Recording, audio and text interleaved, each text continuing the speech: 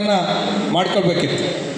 ಈಗ ನನ್ನ ಸಲಹೆ, ತಾವು ಹಾಗೆ ಬಿಡೋಕ್ಕೆ ಬರಲ್ಲ. ನ್ಯಾಯಾಲಯದ ಆದೇಶ ನನಗೆ ಗೊತ್ತಿದ್ದಾಗೆ, ಸ್ವಲ್ಪ ತಿಳ್ಕೊಂಡಾಗೆ, ನಿನ್ನು ತಮ್ಮ ಸಂಸ್ಥೆಯಿಂದ ಬರೆಸಿದಾಗ ಹೊರೆ ಸಂಸ್ಥೆಗೆ ಬರುತ್ತೆ, ಕೊಡಲಿಕ್ಕೂ ಬರಲ್ಲ, ಕೋರ್ಟ್ ಮತ್ತೆ ನಿಮಗೆ ಚೀಮಾರೆ ಆಗುತ್ತೆ.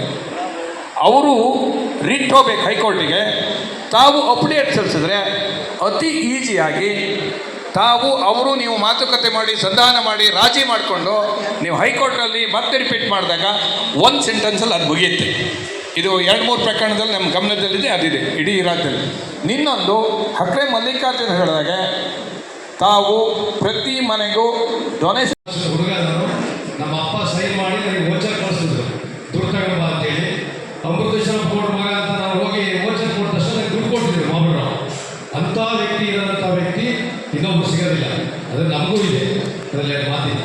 ಇಡೀ ನಮ್ಮ ಬಾಡಿ ಕೂಡ ಮಾಮೂಲರ ವಿಷಯದಲ್ಲಿ ಅದನ್ನು ಸಂಪೂರ್ಣವಾಗಿ ಯಾವ ರೀತಿ ಮಾಡಬೇಕು ಅನ್ನೋದನ್ನ ಕರ್ನಾಟರಾಯರು, ಜಯಂತಣ್ಣವರು, ಶ್ರೀಧರ್ ವಕೀಲರು, ಶ್ರೀಧರಣ್ಣ, ಅನೇಕ ಜನ, ಇವಾಗ ನಮ್ಮ ಚಂದ್ರಣ್ಣವ್ರು, ಈರುಳ್ಳಿ ಬಂಗಾರಪ್ಪವರು ಕೂಡ ವಯಸ್ಸಾವತ್ತು ಹಕ್ರೆಯವರು ಎಲ್ಲರೂ ಬಂದಿದ್ರು.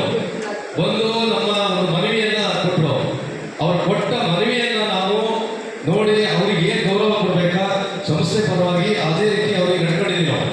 ಅದೇ ರೀತಿ ನಾನು ಯಾಕೆ ವಿಷಯವನ್ನು ಪೂರ್ತಿ ಬಿಡಿಸಿ ಹೇಳ್ತಾ ಇದ್ದೀನಿ ಅಂದರೆ ತಮಗೆಲ್ಲರಿಗೂ ಗೊತ್ತಿರಲಿ ಅಂತ ಹೇಳ್ತಾ ಇದ್ದೀನಿ. ಇದು ವಿಷಯ ಬೇಗ ಇತ್ಯರ್ಥ ಆದರೆ ನಮಗೂ ಒಳ್ಳೆಯದು.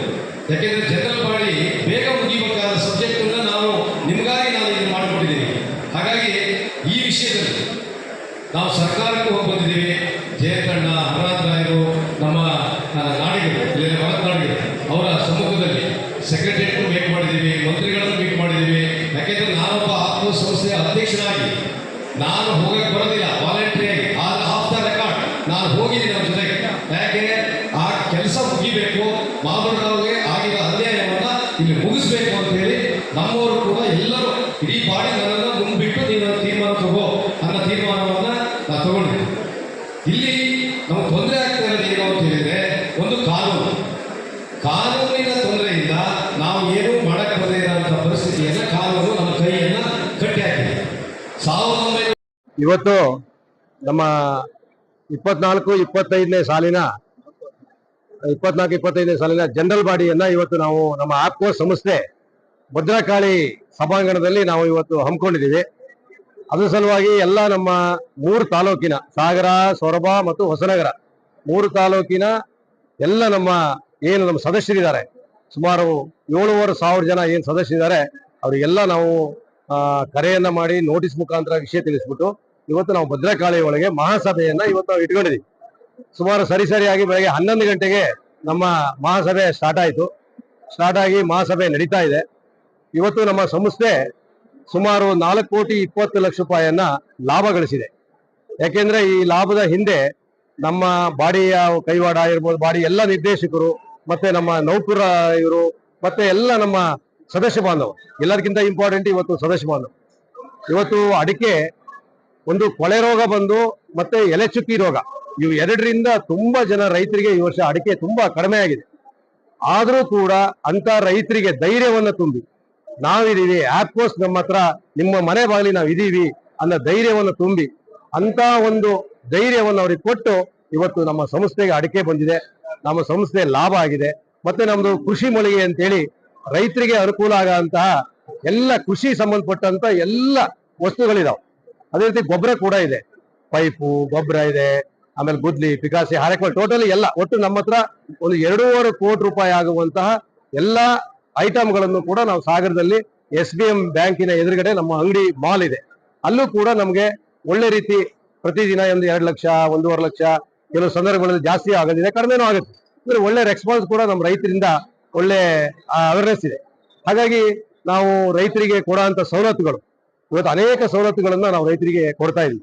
ಆ ಸವಲತ್ತುಗಳು ಇವತ್ತು ಒಂದು ಮರಣೋತ್ತರ ನಿಧಿ ಅಂತೇಳಿ ಮಾಡ್ತೀವಿ. 5,000 ರೂಪಾಯಿನ ಅವ ಕಟ್ಟಿದ್ರೆ ಆ 5,000 ರೂಪಾಯಲ್ಲಿ ಅವರಿಗೆ ಏನೇ ಒಂದು ಪ್ರಾಬ್ಲಮ್ ಆದ್ರೂ ಕೂಡ ಅದರಲ್ಲಿ ಅವರಿಗೆ ಬೆನಿಫಿಟ್ ಸಿಕ್ಕಂಥದ್ದು. ಅಪಘಾತ ವಿಮೆ ಅಂತೇಳಿ ಇನ್ಸೂರೆನ್ಸ್ ಅನ್ನ ಮಾಡಿದೀವಿ. ಅದರಿಂದ ಮರ ಹತ್ತಿ ಅಡಿಕೆ ಕುಯ್ಯೋ ಸಂದರ್ಭದಲ್ಲಿ ಏನಾದ್ರು ಪ್ರಾಬ್ಲಮ್ ಆದ್ರೆ ಅವರಿಗೆ ಸಹಾಯ ಮಾಡುವಂಥದ್ದು.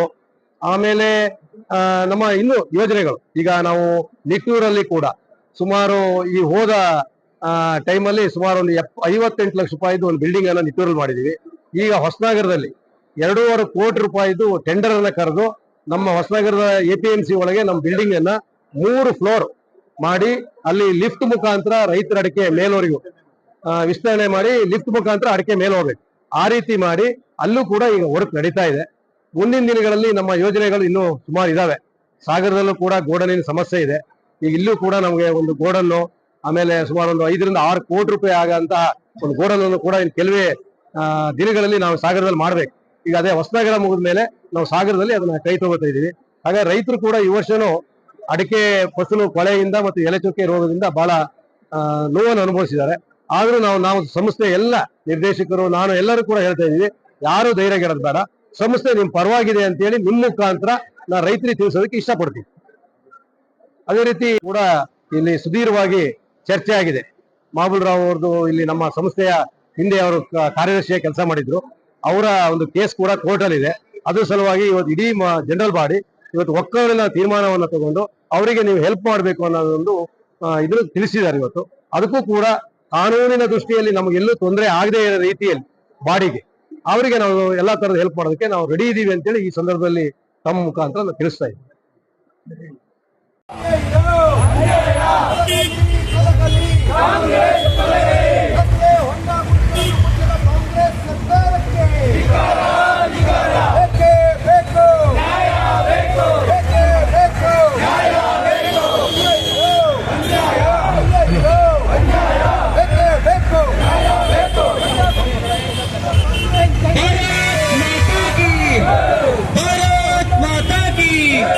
ಬಿಜೆಪಿಯ ಜನಪರ ಹೋರಾಟಕ್ಕೆ ಅಯ್ಯಯ್ಯೋ ಬೇಕೇ ಬೇಕು, ಬೇಕೇ ಬೇಕು. ರಸ್ತೆ ರಿಪೇರಿ ಮಾಡಿದ ಕಾಂಗ್ರೆಸ್ ಸರ್ಕಾರದ ವಿರುದ್ಧದ ಬಿಜೆಪಿಯ ರಸ್ತೆ ತಡೆ ಚಳುವಳಿಗೆ ಅಯ್ಯಯ್ಯೋ ಬೇಕೇ ಬೇಕು, ಬೇಕೇ ಬೇಕು, ಬೇಕೇ ಬೇಕು, ಬೇಕೇ ಬೇಕು. ರಸ್ತೆ ಹೊಡ್ಡ ಗುಂಡಿಗಳನ್ನು ಮುಚ್ಚದ ಭ್ರಷ್ಟ ಕಾಂಗ್ರೆಸ್ ಸರ್ಕಾರಕ್ಕೆ, ರಸ್ತೆ ಹೊಡ್ಡ ಗುಂಡಿಗಳನ್ನು ಮುಚ್ಚದ ಭ್ರಷ್ಟ ಕಾಂಗ್ರೆಸ್ ಸರ್ಕಾರಕ್ಕೆ,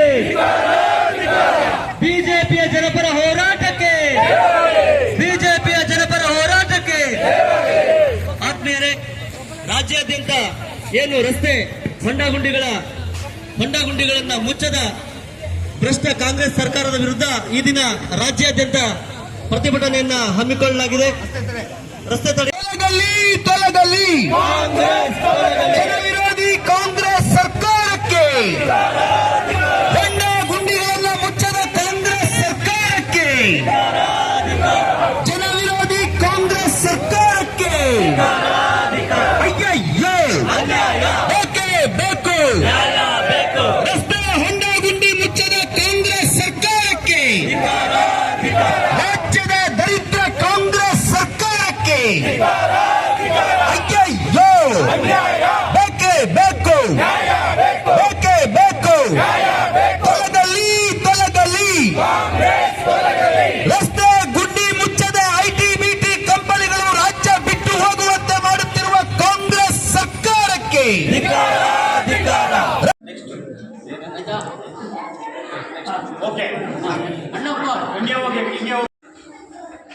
ಇಲ್ಲಿಗೆ ತಾವು ಬಂದಂಥವರೆಲ್ಲ ನಮ್ಮ ನಗರ ಸ್ವಚ್ಛತೆ ಕಾರ್ಯಕ್ರಮಕ್ಕಿಂತ ಈ ನಗರಸಭೆ ಆಡಳಿತದ ನರನಾಡಿಗಳು.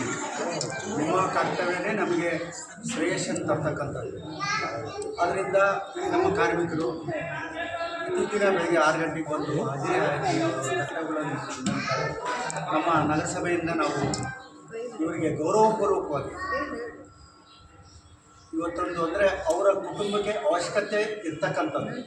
ಹೋದ ವರ್ಷ ಕುಕ್ಕರ್ ಕೊಟ್ಟಿದ್ವಿ, ಈ ವರ್ಷ ಮಿಕ್ಸಿ ಕೊಟ್ಟಿದ್ವಿ. ಅಂದರೆ ಇವರು ಖಾರದ ಒತ್ತಡದ ಮಧ್ಯೆ ಅವರು ಒರಳು ಕಲ್ಲಲ್ಲಿ ಹಿಂಗೆ ತಿರುಗಿಸೋದು ಬೇಡ. ಎಲ್ಲರೂ ಈ ಕಾಲದಲ್ಲಿ ಅವ್ರು ತಗೊಳ್ಳೋ ಸಮಯದಲ್ಲಿ ಒಂದು ಮಿಕ್ಸಿ ಇನ್ನೊಂದು ತಗೊಳ್ಳೋಕ್ಕಾಗಲ್ಲ. ಇವತ್ತು ನಾವು ಮಿಕ್ಸಿ ಕೊಡ್ತಾ ಇದ್ವಿ. ಅದರಿಂದ ನನ್ನೆಲ್ಲ ಕಾರ್ಮಿಕರು ಇದನ್ನು ಸದುಪಯೋಗ ಮಾಡ್ಕೋಬೇಕು, ಉಪಯೋಗ ಮಾಡಿಕೊಡಿ. ಇದು ನಗರಸಭೆಯಿಂದ ಸಣ್ಣ ನಿಮ್ಮೊಂದು ಗೌರವ ಅಷ್ಟೇ, ಕೊಡುಗೆ ಅಲ್ಲ. ಅದನ್ನು ಸದುಪಯೋಗ ಮಾಡಿಕೊಡಿ ಅಂತ ನಾನು